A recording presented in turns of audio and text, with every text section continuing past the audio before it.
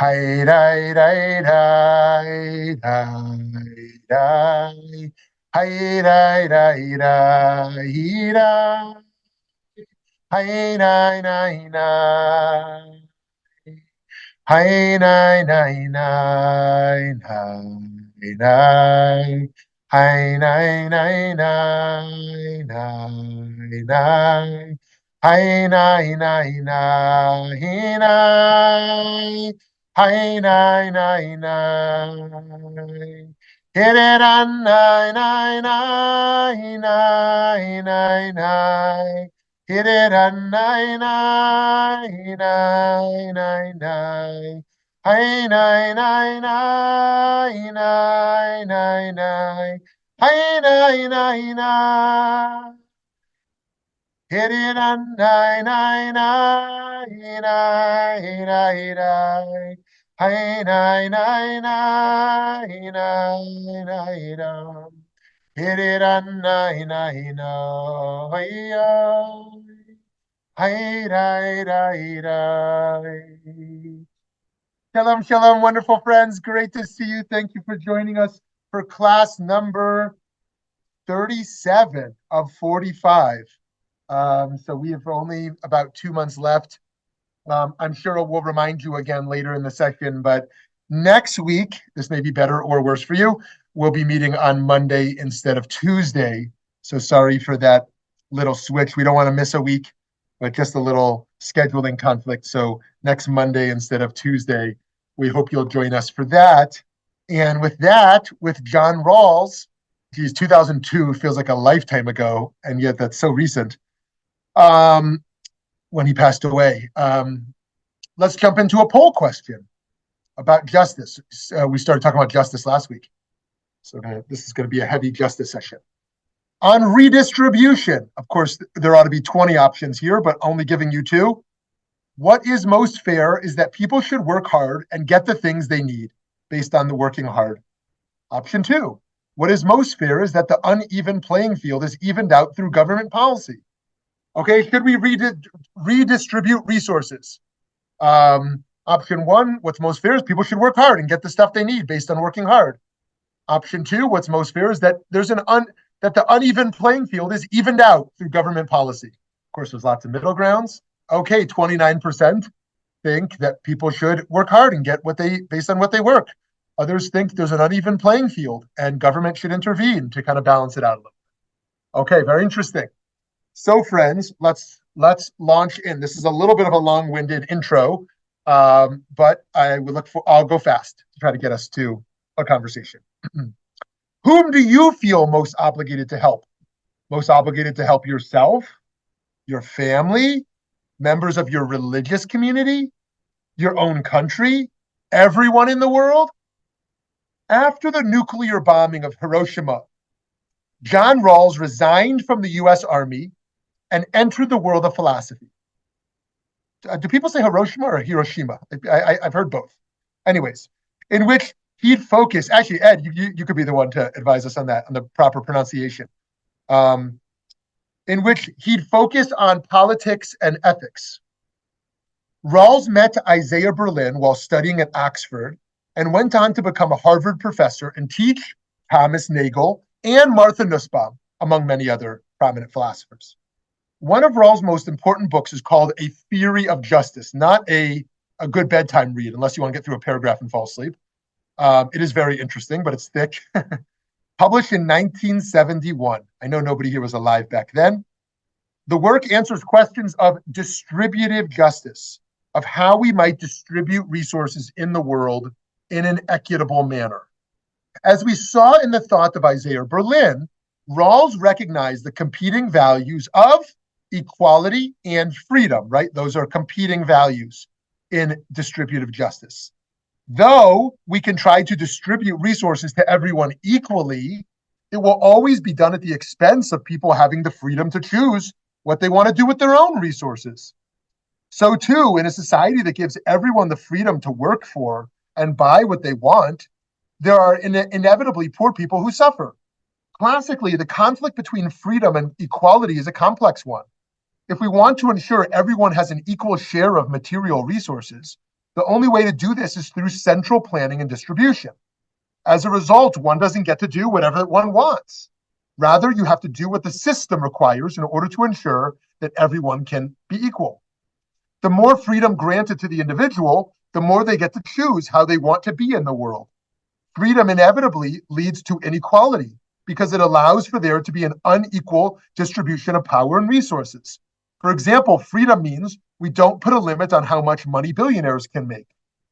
So think about China, think about Russia, other communist countries that are very uninterested in freedom, but claim to be very interested in equality. Right? Everyone should get the same stuff in the communist regime, but there's very little freedom that comes with that. And then think of a country like America, which is very unequal in resources, but claims to value freedom more heavily, that people should have more rights in a capitalist society to do what they want with their resources. Rawls' conclusion was that in reality, it's not a binary choice between freedom and equality. We shouldn't try to weaken one in service of the other. Rather, we should work for both to be robust. He referred to the integration of these values as justice, as fairness. Fascinatingly, Rawls imagined starting a society all over again on a desert island. By imagining a perfect society, we might be able to move the real one closer to the ideal. To better imagine a world that maximizes both freedom and equality, he offered a thought experiment that he called the original position. In this, he believed we should imagine a veil of ignorance. We should picture ourselves being completely blind to the race, gender, ability, and social class we'll be born into, and create a world that we'd be happy to live in, one that we think will be most fair for the average individual without overly compromising their freedom. We want a society that we'd say is fair without knowing anything about where we might end up in it. Rawls used this experiment to theorize the difference principle. He believed that given this veil of ignorance, not knowing where we ourselves would land, we would be motivated to limit inequality and improve the status of every person, especially those who are worse off. Rawls believed that the way to best achieve equality is to ignore social status. He followed in the tradition of Hobbes's social contract theory, insisting that we create a contract as a society and accept the rules together because it's beneficial for all and not just the elite. However, Rawls believed the social contract now needed an upgrade to address the factors that lead to social inequality. Rawls also advocates for civil disobedience as a response to society's inequality and injustice. In a theory of justice, Rawls defines it as a public, nonviolent, conscientious, yet political act contrary to law, usually done with the aim of bringing about a change in the law or policies of the government. I was talking about civil disobedience with my boys as they were falling asleep last night. I really wanted them to sleep, but they were debating civil disobedience. And given that one of their many concerns in the world are cows who live in cages or live in boxes, my 5-year-old argued as he was falling asleep that we should buy all the cows, because if we buy all the cows, then they can't kill those cows. And my 9-year-old argued back that if we buy all those cows, then they're going to produce more cows. So we're actually causing more harm. And then we talked about whether Abba, that's me, I'm Abba, should go in and steal the cows to save the cows' lives. And they both disagreed that me going to jail to steal the cows they both agreed that me stealing the cows and going to jail would be a bad idea. Although they didn't convince me yet. So anyways, I really wanted them to sleep, but that's I should write a book called Bedtime Debates. Civil disobedience. They both agreed that would be right, even though we shouldn't do it. And given that it was MLK week, they've been thinking a lot about civil disobedience. In any case, anyone remember in our series who we kind of attributed to as the founder of it? No, it wasn't MLK, and it wasn't Nelson Mandela, and it wasn't Thoreau. Gandhi. What was it? Thoreau. Yes, good. So Thoreau, who certainly inspires those movements later, who was one of our early thinkers. Of course, you can find earlier roots in the history of the world of people who think we should not obey unjust laws. But Thoreau really kind of developed the modern discourse to some degree. Anyways, Thank you, Aglaia. Rawls's ideas are especially interesting to observe from a Jewish perspective, as Jewish law has traditionally distinguished between one's obligation to their fellow Jews and other human beings. It makes me ask the question, do we as Jews, those of us who identify as Jews, feel too obligated to our own people and not enough to the world? I think the wisdom of the Jewish tradition shows us that Jews' obligations operate on two different levels for good reasons. As Jews, we have the right, maybe even the obligation, to value the well-being of members of our own community, perhaps after our home, for we are not only a nation, but a family. According to the Jewish tradition, it's unfeasible for every person to feel obligated to the entire world. Instead, we are part of concentric circles of people, starting with ourselves, perhaps, or God, and with our family, and then a slightly looser connection with our friends, our community. By community, we may mean Am Yisrael, we may mean our local synagogue, we may mean our local community, then to perhaps our state and our country. Only at the broadest reaches of our ethical imagination are most of us able to consider the needs of the whole world. Is that a cool picture? And perhaps this is good because of all of us being equal, we are best able to help those whom we know best. Of course, this is not at all to mitigate the importance of helping those with fewer resources globally. Through our primary obligation, though our primary obligation may be to those closest to us, living in a globalized world somewhat changes that equation. We may prioritize our fellow Jew, but it would be unethically atrocious if we refuse to extend our ethical efforts beyond this. Let me here distinguish between what we say in Tehillim, in Psalms, Aseh Tov and Sur Meirah. Aseh Tov means go out and do good. Sur Meirah means stop doing bad. I think we can agree stop doing bad should apply to all people equally. But Aseh Tov, going out to proactively do good, we have some freedom in who we want to choose, right? I can't say I'm going to do less bad to this group than that group. We shouldn't do bad to anyone. But doing good, we should be okay with room. I'm very comfortable with a Black woman lesbian saying, I feel I want to most help Black women lesbians. Or if there's a Muslim man in poverty who says, I want to help other Muslim men in poverty. Beautiful, right? Or if there's a Jew who says, I want to make Israel my primary place, I want to make a difference. We should not push back against people who have, priorities based on their own ethnic or other forms of identity affiliations. Assuming they want to help all people, they just primarily want to help people like them. We ought to see no problem with that. Where there's a problem is where people think there's less of a problem doing wrong to one population than another. In any case, that'll be an interesting debate if you disagree with me at all. And so we see there's nothing inherently wrong with choosing to be charitable to Jewish causes. Other groups are not squeamish about this. Jews are particularly squeamish about this. Ugh, if I'm a Jew and I help a lot of Jews, maybe there's something wrong with me. Maybe I'm too parochial by being a Jew helping Jews. But other groups don't seem to have as much of a problem, being parochial. And so we should get a little less uncomfortable. But I know why we're uncomfortable, because one of the top 10 historical forms of anti-Semitism has throughout the eras has been that Jews only help Jews, right? Anti-Semites have always argued that. And so there's a whole long Talmudic discourse about why we should help non-Jews, not only because their lives matter, of course, primarily, but secondarily because we need to combat the form of anti-Semitism that says Jews only care about Jews, right? But who would accuse a woman of, being immoral for wanting to help other women, right? And who would accuse a Chinese American, for being immoral for wanting to, support their local Chinese American community? I mean, it's absurd. Or immigrants who want to help other immigrants. In any case, just as there would be something intuitively wrong with helping a stranger before your parent, it's the same within our communities. We help our community before we help strangers. This makes sense to me at least. That said, we cannot stand for a world that doesn't strive for a certain amount of equality among all people. I think the dynamic here is well illustrated by the organization HIAS. HIAS was originally called the Hebrew Immigrant Aid Society and did the work of resettling Jews. Once Jewish refugees became a comparatively much smaller problem, HIAS reoriented itself toward helping refugees all over the world. we learn that just as we advocated for Jewish refugees in World War II, we should advocate for others as well.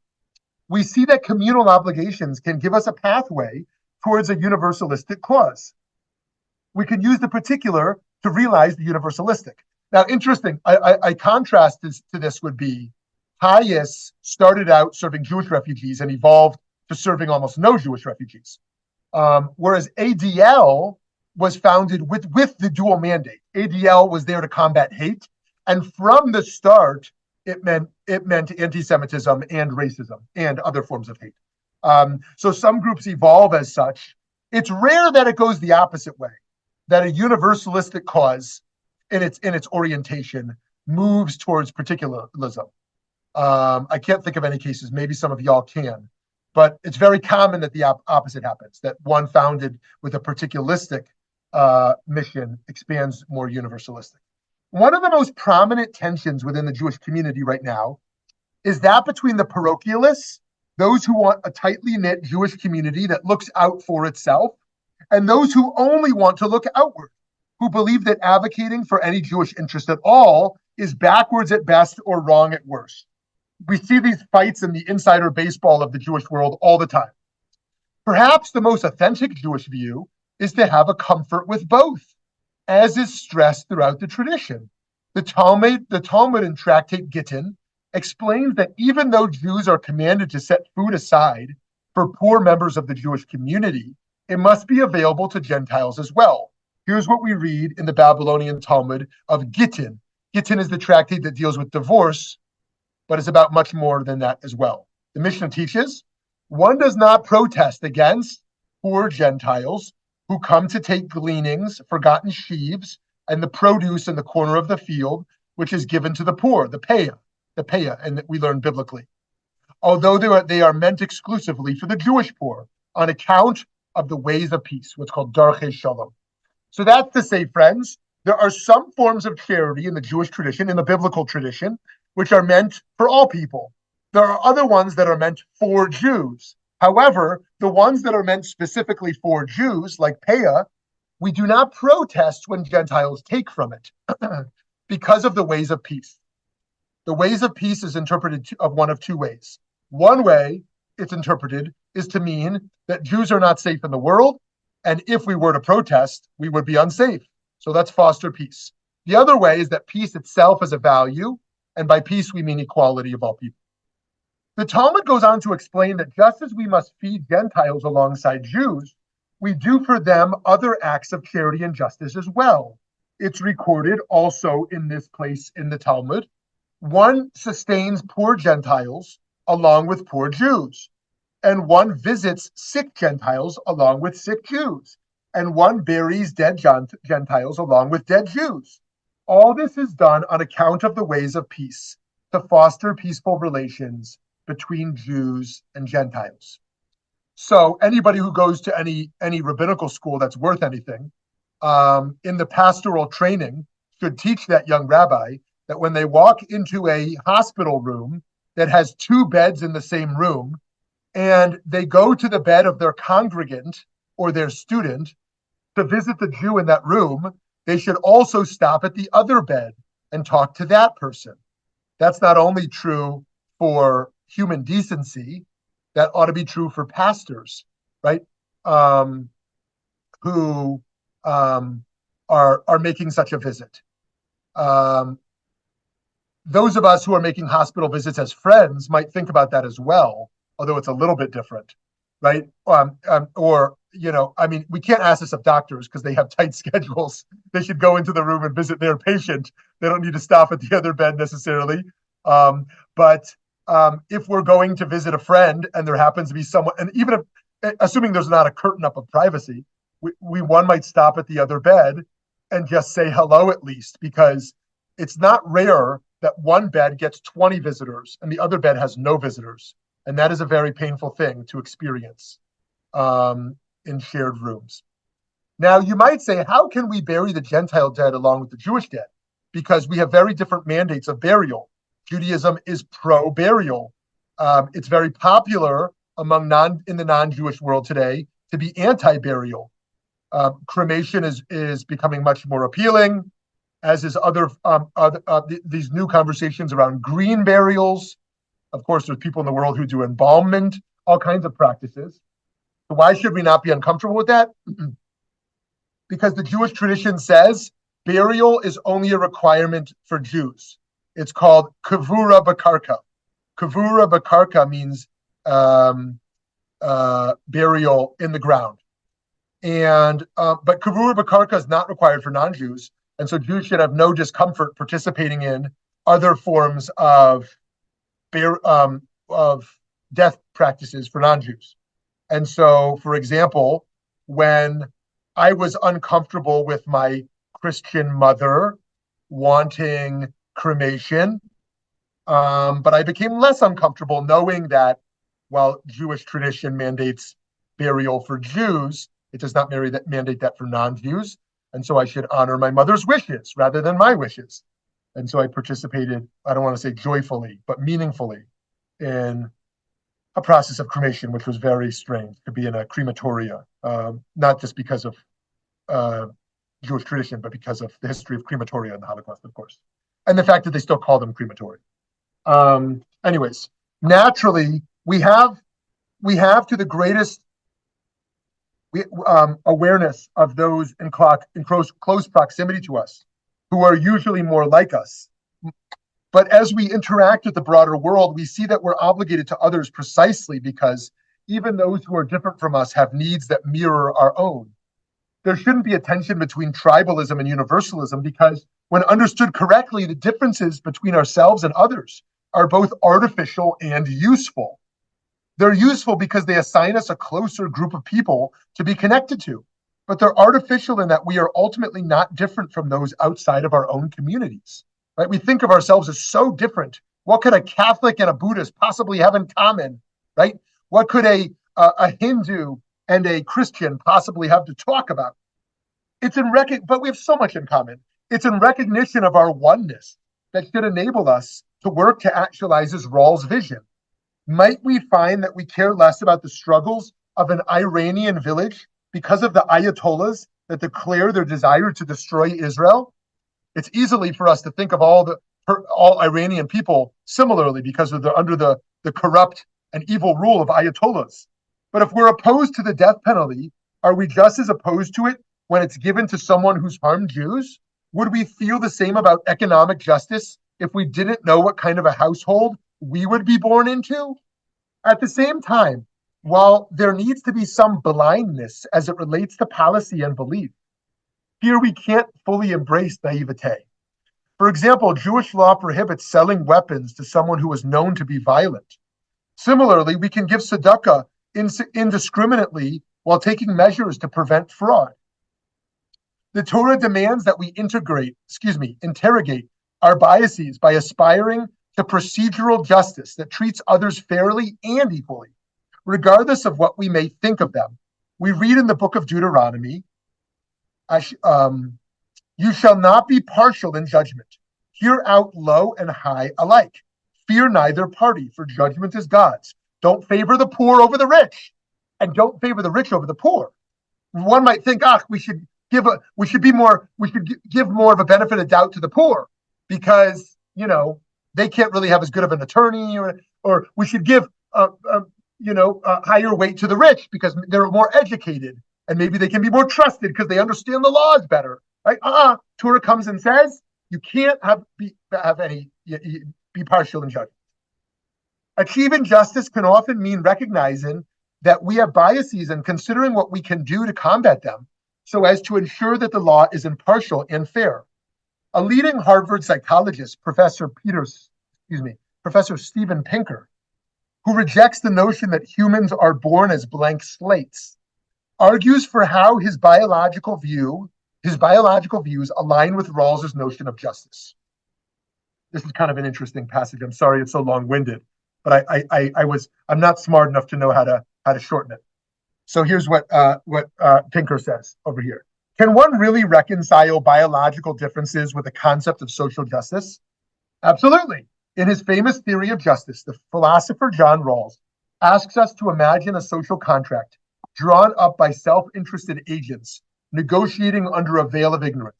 unaware of the talents or status they will inherit at birth, ghosts ignorant of the machines they will hunt. He argues that a just society is one that those disembodied souls would agree to be born into, knowing that they might be dealt a lousy social or genetic hand. If you agree that this is a reasonable conception of justice, and that the agents would insist on a broad social safety net and redistributive taxation, short of eliminating incentives that make everyone better off, then you can justify compensatory social policies, even if you think differences in social status are 100% genetic, right? He's heavy on genes, anti-blank slate. The policies would be quite literally a matter of justice, not a consequence of the indistinguishability of the individuals. Indeed, the existence of innate differences in ability makes Rawls's conception of social justice especially acute and eternally relevant. If we were blank slates, and if society ever did eliminate discrimination, the poorest could be said to deserve their station because they must have chosen to do less with their standard issue talents. But if people differ in talents, people might find themselves in poverty in a non-prejudiced society, even if they applied themselves to the fullest. That is an injustice that a Rawlsian would argue ought to be rectified, and it would be overlooked if we didn't recognize that people differ in their abilities, right? So just to unpack that briefly, even if we were to create a society that had no biases and prejudices, right? Unlikely, but good luck. We keep working for it. Even if that were to happen, people, based on their genes, will have different abilities, will have different talents, will have different capacities. And that is fundamentally unfair, that people are born from the start with unequal abilities. Forget even the fact that they're born into a rich home or poor home. And so he thinks Rawls' attempt to rectify that. If we were born blank slates, it's out, everybody's got a fair shot. But we're not born blank slates, Steven Pinker argues. All right, to conclude here, friends, one of the Jewish thinkers to grapple with Rawls was Rabbi Dr. Walter Wurzburger. He liked that Rawls combined the utilitarian and Kantian perspectives, right? We studied a lot of utilitarianism a few months ago, and of course we studied Kant a few months ago, and those are at odds. But what Wurzburger is saying here to rectify those two camps is that every person is an end unto themselves, like the Kantian approach, and yet we must care about the consequences for the masses as well, like a utilitarian approach. Without Rawls, Wurzburger implies, every tribe just lives in its own ghetto, right? And so we have to take care of each other beyond our tribes. It's a wonderful thing for Jews to embrace Rawls's universalism, but we shouldn't ignore the fact that we often need particularistic communities. I was there at that. Particularistic communities to achieve it. Ideally, we can learn to be a tribe without ghetto walls. Okay, friends, the last thing I want to say before we open the conversation here is that many of us do exercises with teenagers who are thinking about issues of equality and equity for the first time. And one of them is actually based on Rawls. What Rawls's veil of ignorance thought experiment suggests we do is an activity like this. He thought of this before every teen youth organizer. He says that we should put a sign on every chair. And on every chair, there should be a sign saying, you're going to make $10,000 a year. You're going to make $20,000 a year. You're going to make $50,000 a year. You're going to make $100,000 a year. You're going to make $1 million a year. Whatever, fill in the blank. And then everyone should wear a blindfold and play musical chairs and then sit down randomly in a chair. And you don't know if you're going to land in the chair where you make $10,000 a year or land in the chair where you make $500,000 a year. But you should then construct the chairs so that participating in that game, you think it would be fair based on the randomness of life that you would end up in any one of those chairs. Because life is a lottery. You don't know where you're going to end up based on where you're born, when you're born, where you're going to exist.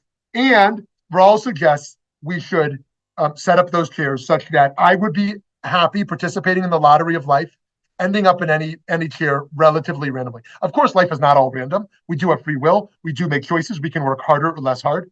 We can make decisions in our life, but there's a whole bunch of stuff we don't choose. And so we have to construct those chairs as such. Okay, friends, I'm going to pause here after 33 minutes, which is supposed to be 25 minutes. So I'm going to open up the conversation to you. Gary Gartzman and Ed Iwata you rarely are opening speakers. So I want to give you the invitation to be opening speakers. Okay, Ed, you can hop in first, and maybe Gary Gartzman after you. Yeah. Okay. And only because you asked. Thank you. At the start, good. The proper pronunciation of Hiroshima or Hiroshima is where I'm going to start with, because for me, it doesn't really matter. What matters is why you brought it up, and you have a sensitivity towards, as opposed to somebody just blurting it out. But there's an underlying message that goes with it that you have in mind. And I think because of the topic, we're talking about the sort of justification, if you will, of the atomic bomb being dropped. If I were a citizen of that city, I would have my own opinion about it. But I also might have, well, we've got this real nice peace garden here. You can come, the city is real nice. We've rebuilt this, with American help.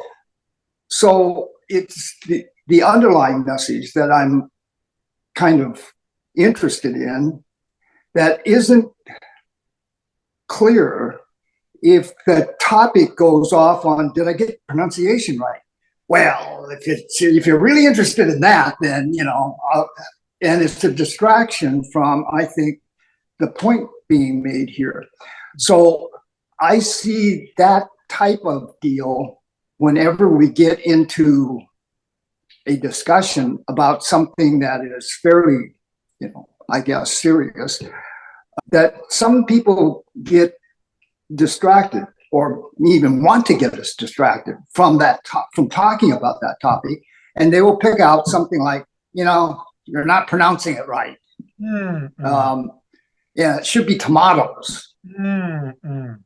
Great. And all of a sudden, we're not into this deal because I don't really want to talk about it or whatever the reason is. Right. So when I look at the issue of justice, it might be, this is going to be not an easy topic to talk about if we're talking about killing people. If you're talking about what's a real nice city to go visit, then that's fine. But since this is justice, then it comes down to saying, well, what is your definition of justice? What is your definition of freedom? What is your definition of equality? Because if we're ever going to come together to this sort of universal, decision or control over it, I think of what the Massar went through originally, saying that, loving kindness, that's definitely a trait.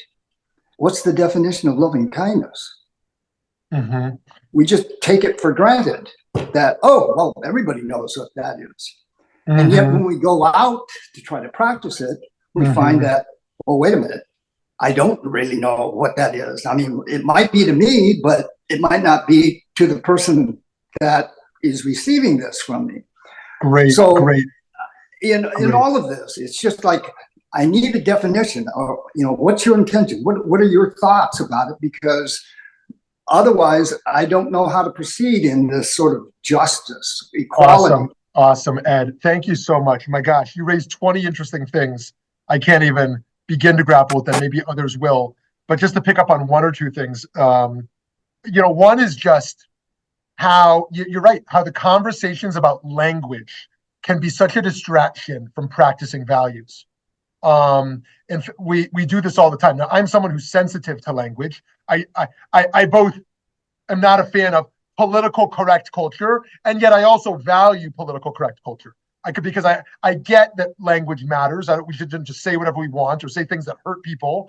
And yet, I also think we can go too far where the language becomes primary as opposed to care, as opposed to acts of love, or even the distraction against the atomic bomb issue by just pronunciations, like you're saying. And so I think that's exactly right. And so too, we can use all the right language for values. I stand for tikkun olam, or like you said, I stand for loving kindness, but have no idea what it means, have no idea of how to practice it. We just get caught up in the language. And unfortunately, much of identity is about having the lingo, right? To be on the inside of a conversation, you have to know how to talk on the inside of the conversation. That's why people who convert to Judaism or become more engaged Jewishly are obsessed with language, because they don't want to sound like an outsider. They want to say the right things that make it sound like they're an insider, the right Hebrew pronunciation, the right insider lingo, and we painstakingly bend over backwards to use language that makes us insiders rather than outsiders. But to pick up on one of your bigger points here, one of the ways we treat people unequally, which is both perhaps necessary and tragic, is through the prism of nation state. We all take for granted that the obligation of a nation is to value its own citizens more than the citizens of other nations. If there's a war, a nation is to protect its citizens and potentially kill the citizens of other nations in order to protect one's own. One values the life of opposing nations less than the lives of one's own nation. It'd almost be absurd to suggest the opposite. It doesn't mean that other life has no value, but going back to the atomic bomb, one could make a moral case, although people could disagree with it, that it's justifiable to kill people in masses if this will lead to much less deaths of people of our nation. That was part of the justification. Nobody thought it wasn't atrocious, like we're going to kill masses of people, but we're going to save masses of people by killing masses of people. And it's better we save masses of people on our side and kill masses of people on the other side. And in the just theories of war, this is constantly discussed. Now, people like John Lennon want to imagine a world where there's no nations. And where there's no nations, there's no war, because who would war be between if there's no nations? But most of us understand that nations put checks on each other. And the United Nations is kind of a failed experiment. I mean, there's some good to the United Nations, but in many ways a failed experiment of enabling us to transcend nationalism through some kind of unified collective. And so just like we're willing to hurt other families if it means protecting my family, we're willing to hurt other nations to protect other nations. And I think that World War II is an interesting experiment in that. And I think so too, this whole Israel-Gaza war, right? Israel's like, it's really tragic that lots of people are dying. But if this means we're going to prevent another October 7th from happening, it's justifiable. And other people will be like, no, it's not justifiable for masses to die in a war. Are you sure? And I was like, no, like actually a nation has an obligation to its citizens. And if this is what it takes to prevent October 7th from happening again, that's what you need to do, right? And that's, and so too, there's a great debate today, again, on the Great War Against Terror. I don't want to say George Bush II was the founder of it, but let's say he's a great contributor to it. And what's argued in the Great War Against Terror is that you can suspend human rights against people we call terrorists. And terrorists are people who lose their rights. And so you can do basically whatever you want to stop people we call terrorists. Now, progressive groups say that's fundamentally flawed because we've overreached on who's called a terrorist, and you can never really suspend human rights.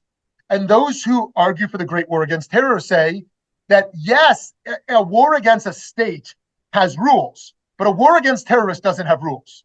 You can do whatever you want because they broke the rules. And so you can have Guantanamo Bay and do whatever you want and this and that. And that's a fascinating debate that still exists today in America and in other countries. Anyways, Gary Gartzman, we're gonna shoot over to you if you want to jump in on anything. Wow. I'd say a couple things. First, thanks to you and Ed. I think it's the first time I've thought of Hiroshima as a variant of the trolley problem. That's never really crossed my mind before.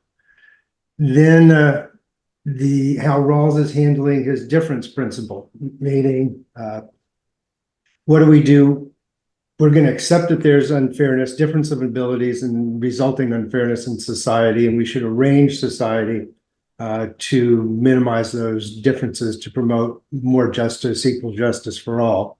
And then the Jewish philosophy of tzedakah, or how do we deal with that? Well, our approach in Judaism, we're not going to arrange society differently or imagine society different. We're just going to do justice. We are going to see the injustices and ills and rectify them individually. And I guess, again, the difference in Judaism approach is that we value more of a community approach, where Rawls and most of these philosophers seem to emphasize an individualistic approach or interpretation or quote unquote philosophy of dealing with the issues. So Awesome. Awesome, Gary. I'm so glad you went in that direction for a bunch of reasons. One, it gives me the chance to talk about a man that I suspect few have heard of here, named Amitai Etzioni. If you Google Amitai Etzioni, he was an Israeli who didn't really identify so much as that, although it's a deep part of who he was. And he was a professor in DC. He passed away last year. I knew him before I became friends with his children, his son and his grandson, who was an intern of ours, who live in Scottsdale. Wonderful people. But Amitai Etzioni was the founder of communitarianism. Communitarianism strikes to seek a balance between, let's call it socialism and libertarianism. A type of socialism that looks at the collective, and a type of libertarianism that looks at the individual. And what Etzioni wants to strike this interesting balance between these various ideas. And what's interesting about what Gary shared here is that for 2,000 years, the Jews did not think about issues of equality through the prism of government, because Jews didn't have a government. Jews were second-class citizens at best.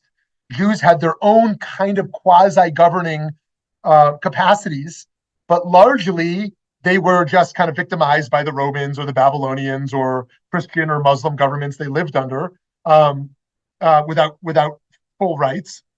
And so they thought through the realm of tzedakah, right? Yes, the government is unfairly going to ask you for taxation. That's not going to benefit your community at all, just the empire.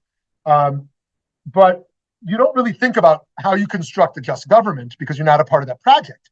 Come Zionism, let's bracket the idea of Zionism as a refuge for Jews. Zionism becomes a great launch into the world of Jewish political philosophy and Jewish economic theory.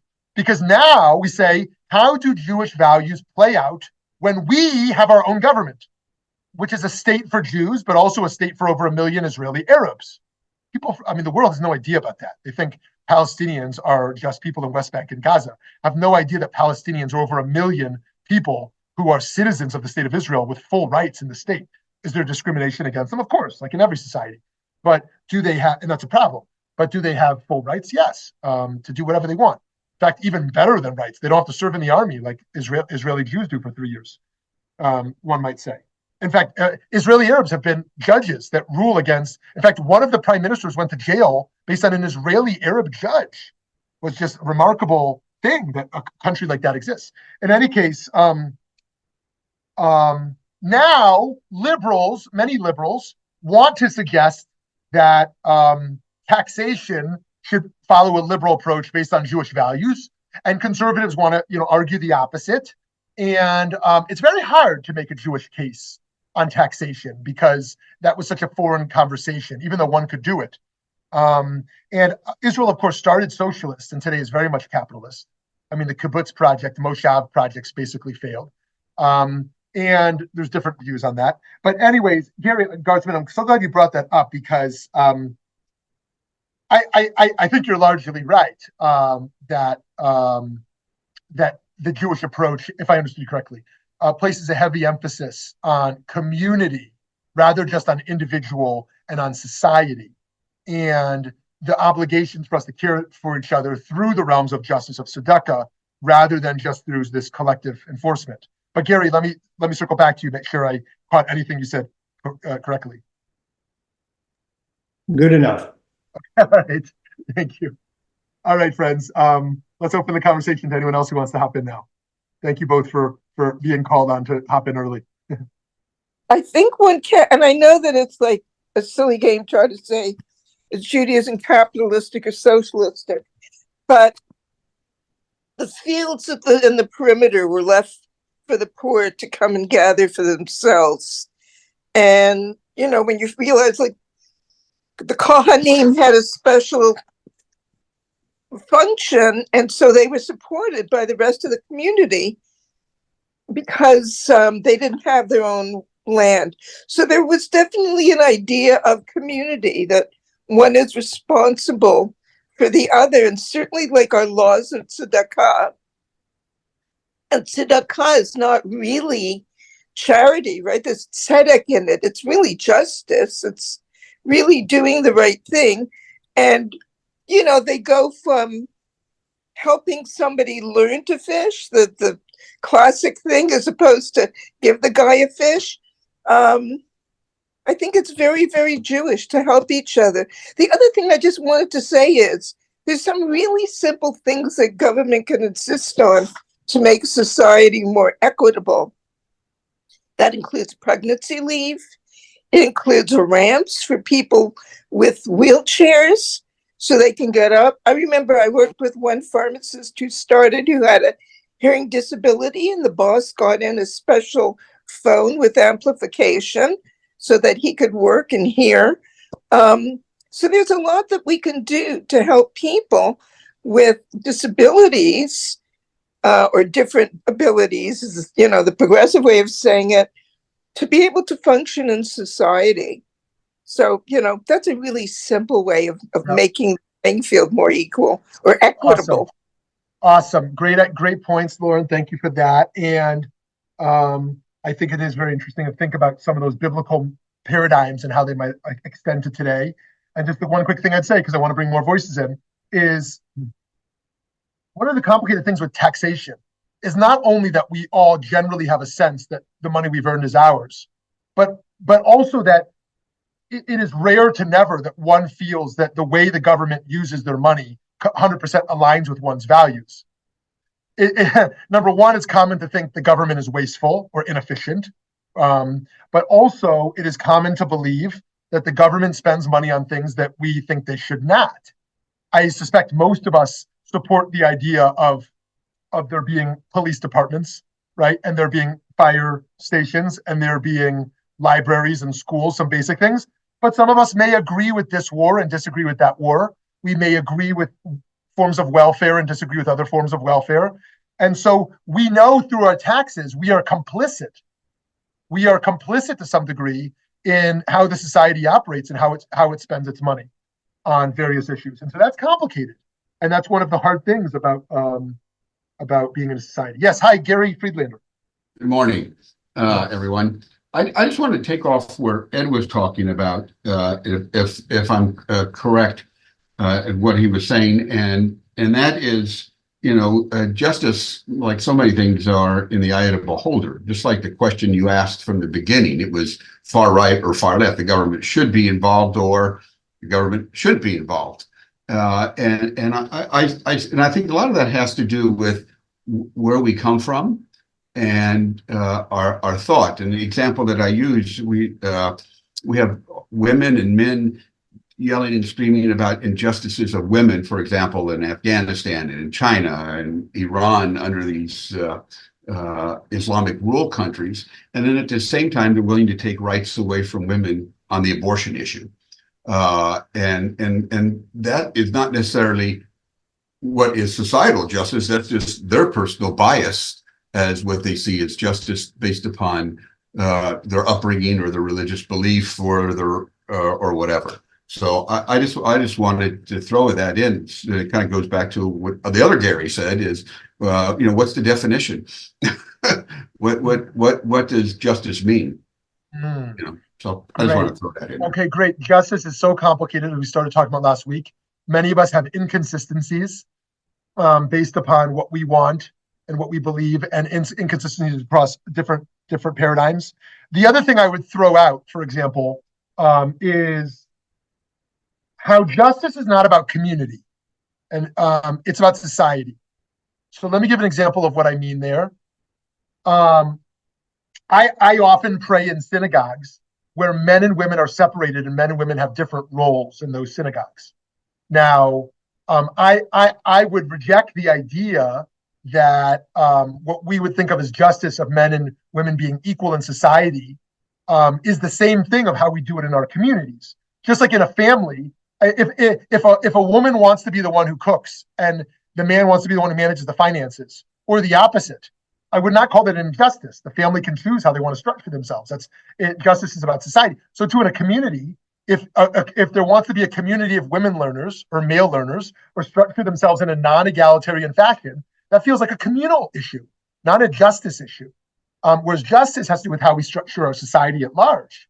Just like if a person on a personal level chooses to have an abortion or doesn't choose to have one, that wouldn't be a justice issue. That would be a moral issue, right? But on society, our policies about reproductive freedom, one way or the other, would be a justice issue.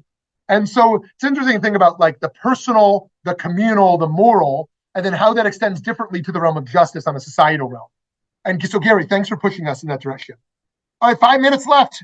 Cheryl or Sarah or Eddie or Alex, we'd love to hear from you. If any of you are still here, so I know your videos are off. So, Cheryl's still here. Okay. Hi, I'm still here. Yes, good morning. It occurred to me during this talk that Jews make up this is my own personal opinion. I don't even know if it's true or not, but it just seems to me that Jews make up a huge percent, based on what our actual numbers are, of justice towards the other, meaning anybody, any organization, anything that's not Jewish, as opposed to just dealing with Jews. I mean, yes, we're very much invested and involved in that too, but is that part of the philosophy here of Rawls, that we should help everyone? In my younger, more belligerent kind of day, and I can't say I've changed too much from that, but I used to think when my kids were in public school and they'd say, why don't you come and be, PTA president or chairman of this, and and I'm saying, there's plenty of people who can do those kinds of things. My job, I felt like, was to serve the Jewish community. That's where I needed to put my energy, because there were all, 97% of the rest of the population could do all of these other things, Great. I mean, now, Great. my focus is on the Jewish community still, but I, when I just remember feeling that way. And then I kind of feel that that wasn't the right way to feel after listening to your lecture today. So. Oh, good. Okay, Cheryl, thank you for that. Good. Sarah, let's hear from you, and then I'll respond to both at the end. My comments are just way off on the deep That's end okay. somewhere. That's okay. Go in the deep end if you want. Yeah, because it starts out with your boys. And I found myself wondering why they were talking cows instead of trees. And I thought, it's too much about, why are we talking about clear cutting trees and yet needing hope for whatever?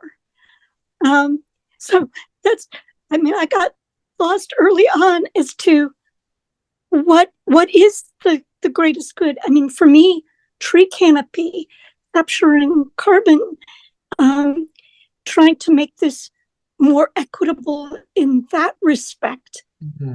That ecological part of me just like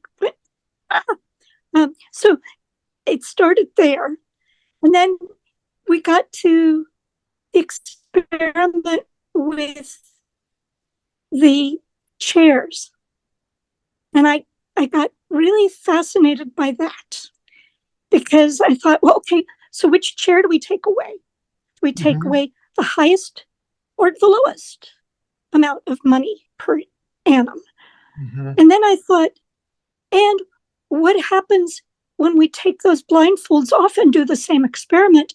And what do these students do to get that highest paid job?